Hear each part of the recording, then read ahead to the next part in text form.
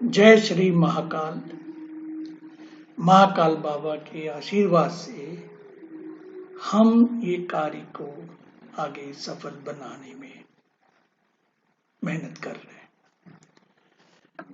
हमने पिछले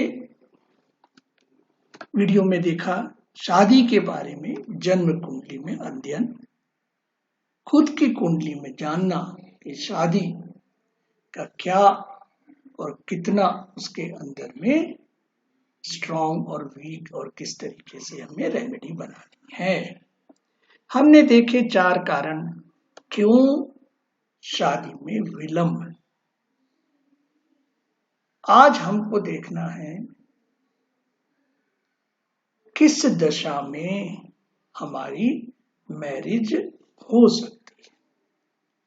हम सबको पता है हमारी दशा कुंडली की चलती है, 5 दशा चलती है, जिसमें कि पहली महादशा, अंतरदशा, प्रत्यंत दशा।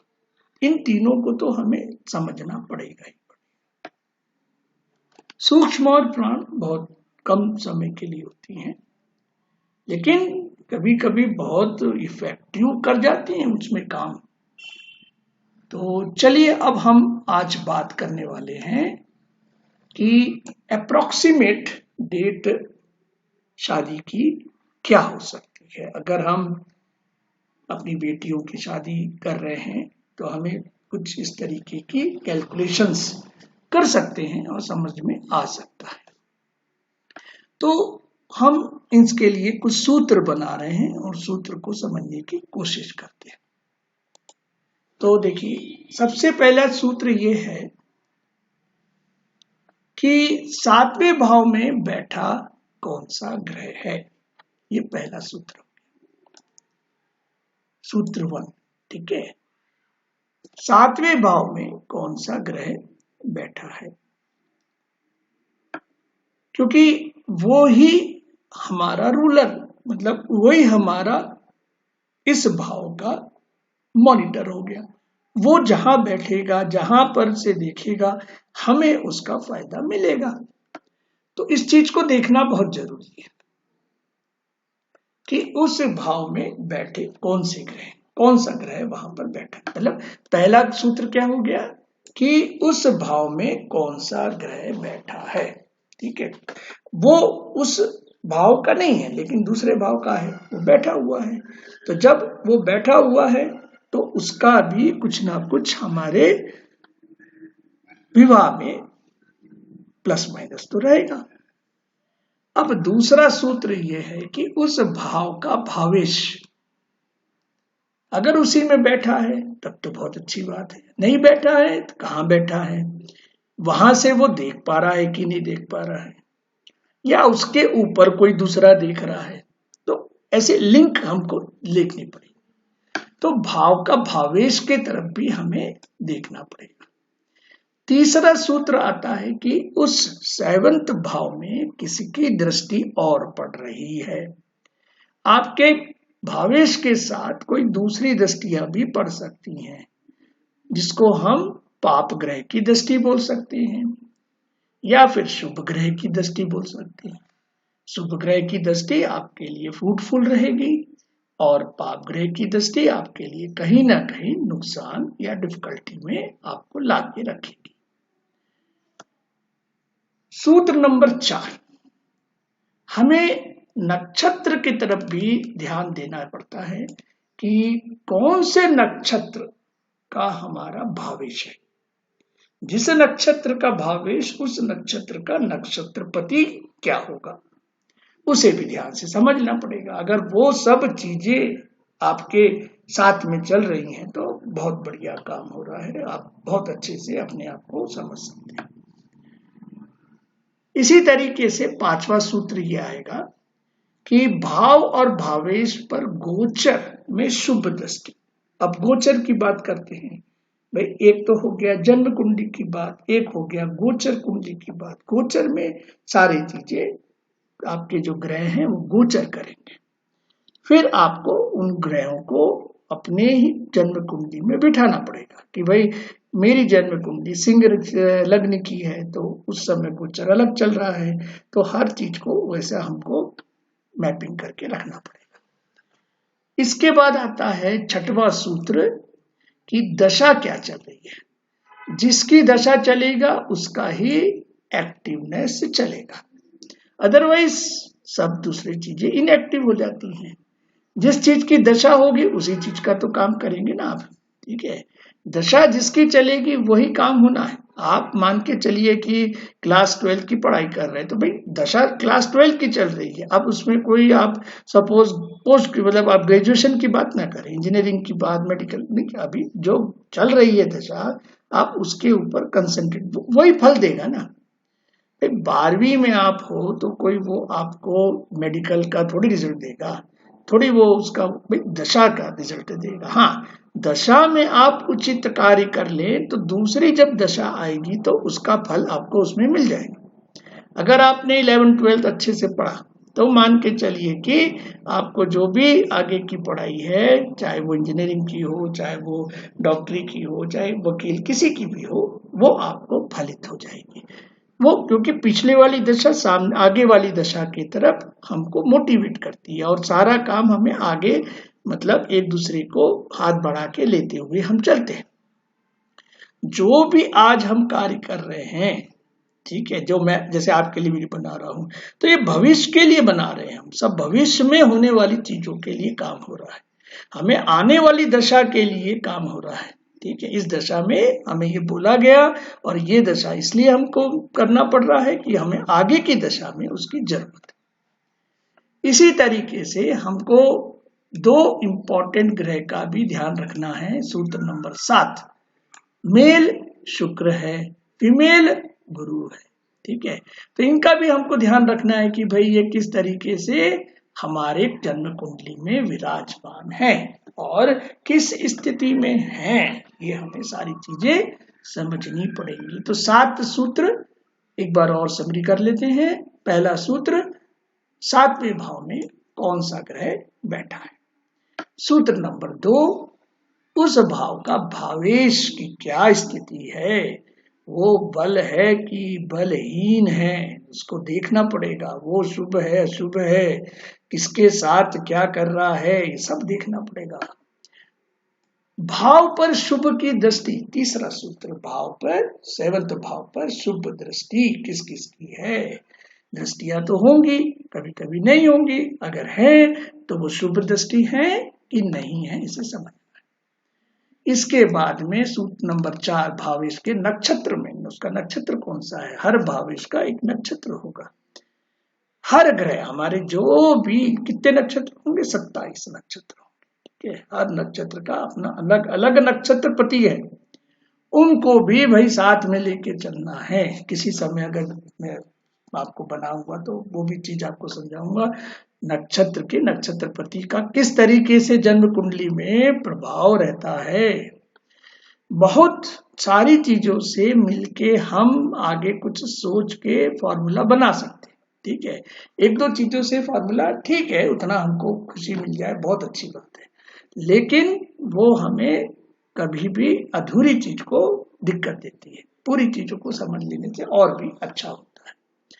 इसी तरीके से सूत्र 5, भाव और भावेश में गोचर में शुभ दृष्टि, वो जहां पर भाव गोचर कर रहे हैं उनके ऊपर किसकी दृष्टि पड़ रही है वो भी ध्यान देना है, ठीक है। गोचर में अगर अच्छी दृष्टि, जैसे आप सपोज 12th के बाद में कभी इंजीनियरिंग कर रहे हैं तो कहाँ से कर रहे हैं, तो उस पर दृष्टि किसकी पड़ रही है। आप घर से तो नहीं करेंगे, बाहर निकलेंगे, किसी दूसरे सिटी में जाएंगे, दूसरे स्टेट में जाएंगे, तो वो दृष्टि की बात है। तो वहां किसकी शुभ की दृष्टि है। अब आपकी दशा कौन सी चल रही है उसको देखना, महादशा कौन सी है, आपकी अंतरदशा कौन सी है, आपकी प्रत्यंत दशा कौन सी चल रही है, क्योंकि वो दशा चलेगी तो ही आपको फायदा है। भाई आपका सपोज रूलर वो है, आपका जो 7वें भाव का भावेश जो है सपोज वीनस है, अब वीनस की दशा ही नहीं चल रही है। अब वीनस की दशा नहीं चल रही है तो आगे कार्यक्रम कैसे बढ़ेगा, नहीं बढ़ेगा भाई, ठीक है। तो आपको समझना पड़ेगा कि ये दशा का मतलब हमारी जन्म कुंडली से क्या है। इसी तरीके से मेल और फीमेल की कुंडली, शुक्र और गुरु को हमें भी उस पर विचार करना पड़ेगा। चलिए अब हम एक बात को और समझने की कोशिश करते हैं कि शादी का ड्यूरेशन क्या है। शादी का ड्यूरेशन जिस दिन हो रही है उसे मानेंगे या जिस दिन हमारी लग्न लग रही है उस दिन मानेंगे, ऐसा नहीं है। शादी की जब से आपने विचार किया कि भाई मुझको अब 6 महीने में शादी करनी है, ठीक है, तो जिस दिन से, जैसे हम ये बात करते हैं ना कि सपोज समझिए दिल्ली में, ठीक है, आप दिल्ली में हैं तो आप मुंबई पहुंचना चाहते हैं, तो भाई आप सपोज ट्रेन से जा रहे हैं तो भाई कम से कम 24 घंटे में आपको पहुंचना है। तो आपकी जो ट्रेवल है वो कब से स्टार्ट हुआ, हो सकता है कि 6 तारीख के शाम से शुरू हुआ, तो वो शुरू जब से हुआ तब से हम पकड़ेंगे उसको, ठीक है, और जब खत्म होगा तब तक वो ड्यूरेशन कहलाएगा ही कहलाएगा। तो ये पूरा ड्यूरेशन होगा, है ना, कोई ये छोटा मोटा ड्यूरेशन नहीं होगा। ये हो सकता है 3 महीने का ड्यूरेशन हो, 6 महीने का ड्यूरेशन हो, तो ये पूरा लॉन्ग ड्यूरेशन भी हो सकता है, ठीक है। पूरी की पूरी मतलब आपकी जो गोचर है उसको आपको समझना पड़ेगा कि इस पूरे गोचर में आपको कहाँ पर अपने आप को फ्रीडम मिला है करने के लिए। चलिए अब हम बात कर रहे हैं, केस स्टडी लेते हैं। सबके सामने एक केस है जिसका चार्ट बना हुआ है। इस चार्ट में आप ध्यान से देखें कि ये चार्ट आपका कौन से लग्न का है। ये चार्ट है आपके 5वें यानी कि सी लग्न, ठीक है। अब इस सी लग्न में हर ग्रह अपनी अपनी जगह में बैठे हुए हैं, ठीक है। तो इसमें केतु आपके 4थे भाव में है, चंद्रमा 7वें भाव में है, शनि आपके 8वें भाव में, शुक्र 9वें भाव में, सूर्य मंगल राहु आपके 8-10वें भाव में, गुरु बुध और बृहस्पति कहाँ है, आपके 11th हाउस में, ठीक है। तो एक तो ये चार्ट आपको निकालना ही पड़ेगा, ठीक है। ये चार्ट आप निकाल लीजिए, ये हर सॉफ्टवेयर से मिलता है। इसके बाद आप गोचर निकाल लीजिए भाई। वो गोचर आपको निकालना है कि ये 2005 की बात हो रही है, तो इनकी शादी 2005 में हुई थी इस लग्न कुंडली की। तो यहाँ पर हमको ये देखना है कि 2005 में हमारा जो गोचर है मतलब हाउस नंबर 5, मतलब हाउस नंबर 5 ये है, हाउस नंबर 5 ये है। तो आप देखिए यहाँ पर जो ग्रह बैठे हैं ये तो लग्न यानी कि जन्म के समय के हैं। तो जन्म समय के ये जो आपके दिख रहे हैं सारे के सारे ग्रह यहाँ पर बैठे, ठीक है। अब यहाँ से आपको निकालना है गोचर। अब ये गोचर हमको यहाँ पर इस तरीके का मिला है ना, 2005 में हमको इस तरीके का मिला। मतलब इसमें एक डेट भी आएगी, ऐसा नहीं है कि 2005 तो बहुत बड़ा होता है, डेट भी आती है। तो मैंने आपको अप्रोक्सीमेट बताया है यहाँ पे। तो ये गोचर का यहाँ पर मैं आपको जिक्र कर रहा हूँ कि ये गोचर भी आपको सॉफ्टवेयर से मिल सकता है। तो ये दोनों पहले आप निकाल के रख लीजिए, ठीक है। आप सपोज आपकी कुंडली है तो आपने इसको चार्ट निकाला। अब आपकी शादी आने वाले 6 महीने में होने वाली है, मतलब आज से आप शुरू कर रहे हैं, तो आप आज का गोचर ले लीजिए या फिर और 2-3 महीने का बाद का गोचर ले लीजिए। आपको उसमें दोनों डेट डालने के बाद आपको दिखने लगेगा कि ये आपका चार्ट है और ये आपका गोचर है, एक साथ मिलेगा, ठीक है। तो ये मिल जाने के बाद आपको क्या करना है, इसके बाद आपको यहाँ पर एक टेबल बना लीजिएगा। अब ये टेबल में देखिए ध्यान से कि मैंने ये टेबल में सारी वही चीजें लिखी हैं जो आपको 7 सूत्र बताए थे, ठीक है। अब 7 सूत्र को आप इस टेबल में लिख लीजिए। पहला सूत्र क्या है, 7वें भाव में बैठा ग्रह। दूसरा सूत्र क्या है, 7वें भाव का भविष्य। तीसरा क्या है, 7वें भाव में शुभ दृष्टि, यानी कि आपका गुरु, वीनस, चंद्रमा और बुध, इनकी दृष्टि है कि नहीं है। अगर है तो फिर आगे लिखेंगे। फिर चौथा, भावेश के नक्षत्र में स्थित ग्रह, उसका नक्षत्र का नक्षत्रपति कौन है, उसको भी साथ में लेना पड़ेगा तब जाके। अब उसके बाद दशा देखिए कि भाई महादशा किसकी चल रही है, अंतरदशा किसकी चल रही है, प्रत्यंत दशा किसकी चल रही है। तो ये तीनों दशा निकालिए आप, तो आपको आगे की कहानी क्लियर होगी। फिर आप देखिए कि भाई ये कारक, ये जो लग्न किसका है, मेल का है कि फीमेल का है। तो ये मेल का है तो यहाँ शुक्र लिख दीजिए, ठीक है। तो चलिए अब हम इस टेबल को पूरा करने की कोशिश करते हैं। तो देखिए 7वें भाव में बैठा ग्रह लग्न में, 7वें भाव में कौन बैठा है, चंद्रमा बैठा है, चंद्रमा लिख दीजिए। सातवें भाव का भावेश, सातवें भाव का भावेश कौन है? शनि है, उसको शनि को लिख दीजिए। फिर लिखिए सातवें भाव पर शुभ दृष्टि, तो सातवें भाव पर शुभ दृष्टि किसकी पड़ रही है? एक तो गुरु की पड़ रही है और आपके शुक्र की दृष्टि पड़ रही है। ठीक है, तो यहाँ पे आपको लिखना पड़ेगा कि यहाँ पर देखिए आपके गुरु की दृष्टि पड़ रही है, ये गुरु की दृष्टि हो गई, और यहाँ पर आपके शुभ की दृष्टि पड़ रही है। तो ये जब आपके सातवें भाव की शुभ दृष्टि पड़ रही है। अब भावेश में नक्षत्र में स्थित ग्रह, तो भावेश का जो भी नक्षत्र, चंद्र का नक्षत्र शनि था, तो शनि यहाँ लिख दीजिए। भाव पर गोचर में शुभ, गोचर के समय शुभ दृष्टियां किसकी हैं? शुभ दृष्टियां हैं आपके गुरु की। ठीक है, तो इस तरीके से आपको लिखना पड़ेगा। तो देखिए बृहस्पति, तो ये आपका 7वां, 8वां, 9वां, तो यहाँ पर बृहस्पति की पूर्ण तरह से दृष्टि पड़ रही है। ठीक है ना, तो गुरु की पूर्ण तरह से दृष्टि पड़ रही है। अच्छा, इसके बाद में दशा, दशा तो आपकी उस समय किसकी चल रही है? शनि की, चंद्र की और चंद्र की चल रही है, 3 जगह की चल रही है दशा। अब यहाँ पे देखिए ध्यान से, कारक है शुक्र, तो इससे हमको समझ में आ रहा है कि आपकी जो शादी है वो कहीं ना कहीं यहाँ पर इस पीरियड में हो सकती है। क्यों हो सकती है? क्योंकि यहाँ पे चंद्रमा, ये भी गोचर में चल रहा है चंद्रमा। ठीक है, शनि, शनि का भी गोचर चल रहा है भाई। तो इस तरीके से हम कुछ ना कुछ इस तरीके के भाव का, नक्षत्र का, ये भी शनि चल रहा है। तो यहाँ पे हमें समझ में आ रहा है कि जो आपकी शादी का समय है वो इस गोचर से दिख रहा है कि इस गोचर में आपकी दशा में आपकी मैरिज होना निश्चित हो रही है।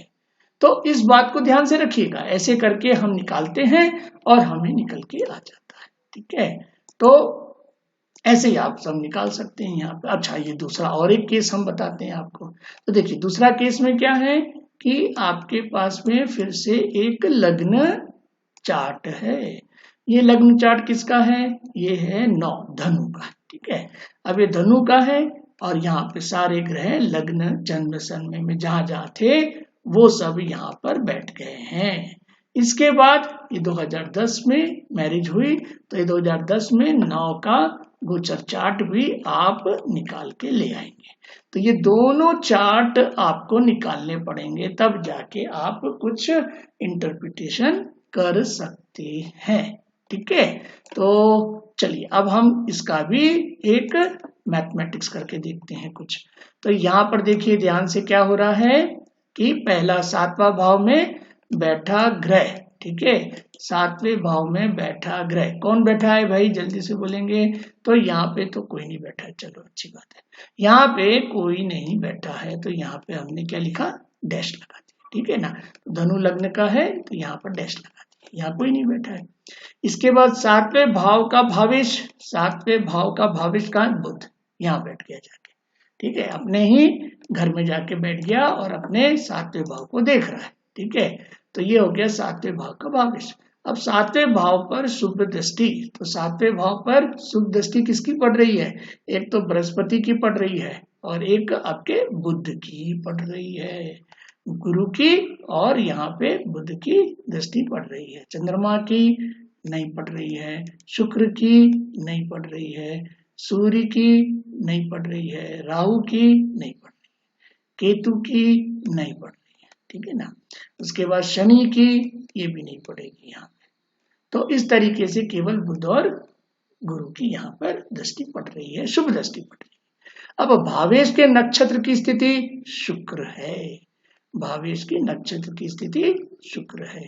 भाव पर गोचर की शुभ दृष्टि, भाव में जब गोचर, यहाँ पर बृहस्पति, ये अब डायरेक्ट यहाँ पर दृष्टि डाला हुआ है, तो ये हो गई 7, 8, ये 9, तो ये आपका डायरेक्टली यहाँ पर दृष्टि आ गई।